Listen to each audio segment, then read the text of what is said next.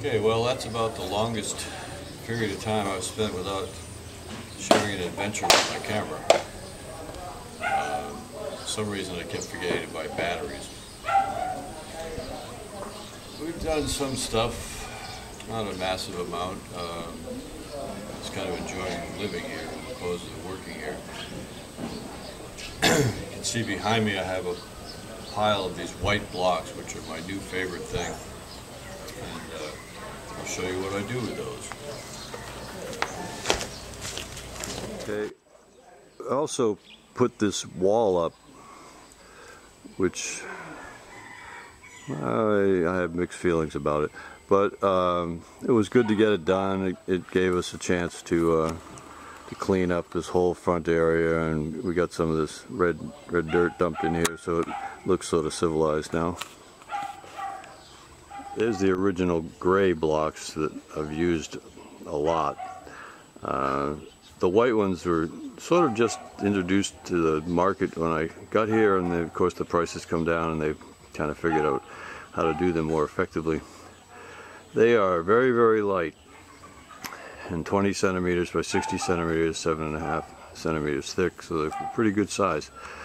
And what I did with those for my first outing was I built this wall here from the full-size blocks and put the sliding glass door in there. And,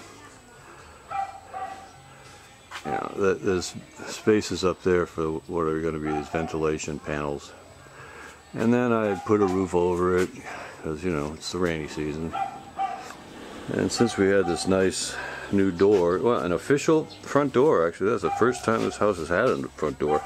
I put in this walkway, which is made out of old floor, smashed up pieces of old floor.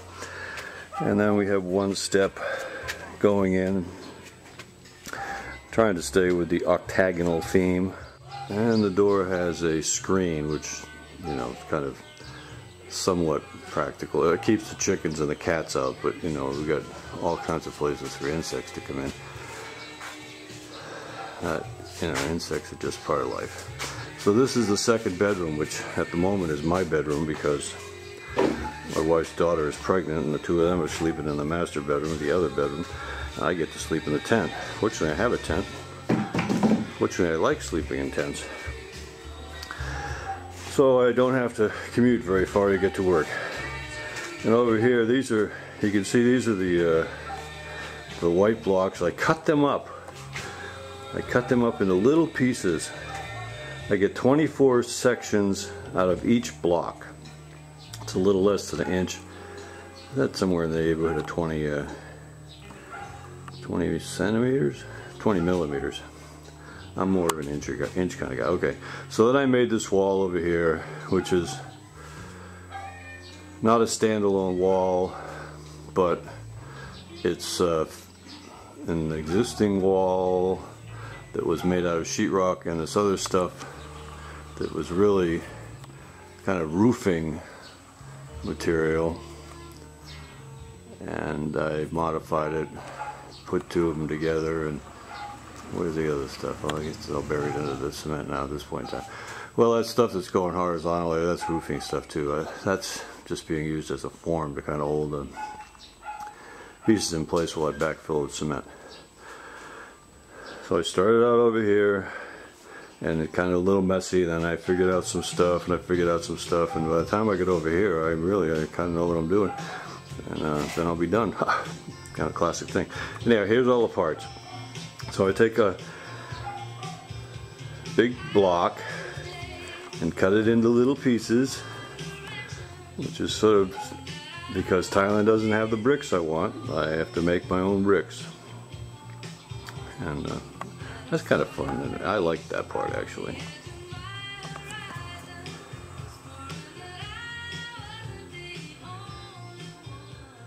So I lost track of all the attempts I made at finding the way that would work the best. Well, the way that suited what I wanted to accomplish. So there was a way I did at the beginning that was pretty good, where you just fill this gap with cement, Which is to say, the idea was partially to use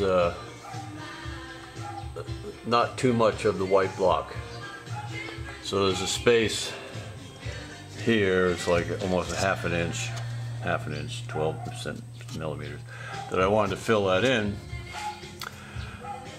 And I tried a whole bunch of things. Finally, it works out really, really well. If I put the blocks up there, which I can do kind of carefully, get them all nice, and then it leaves a space in the back that I just fill with a very, very wet mixture of cement.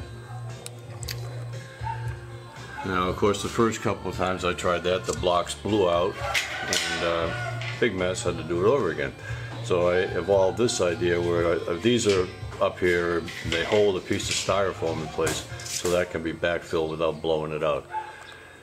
And a part of the way that I fill in this space is with a piece of styrofoam. And the primary purpose of all this bullshit work is to minimize the sound that will pass through this wall, and it actually works pretty freaking good. And my original idea was to use red bricks because they hadn't been exposed to these white ones yet. The white ones are really cool. They were really, really easy to work with. I mean, these things are like a little bit like chalk, or kind of like a foam chalk. They can be cut really easily with this saw. Well, I was using my original miter saw over there, but you know, the blocks tend to wear it down over a period of time, and of course you can buy another saw, but you can't buy another blade tiling. So I had modified my miter cutter by just doing PVC inside PVC inside PVC until I made a gap stable enough to cut fairly accurately. And that works very, very well. So I cut all the pieces first and glue them on the wall and then backfill them. My wife says, making jigsaw. Making jigsaw, yes, making jigsaw. That's a puzzles are fun.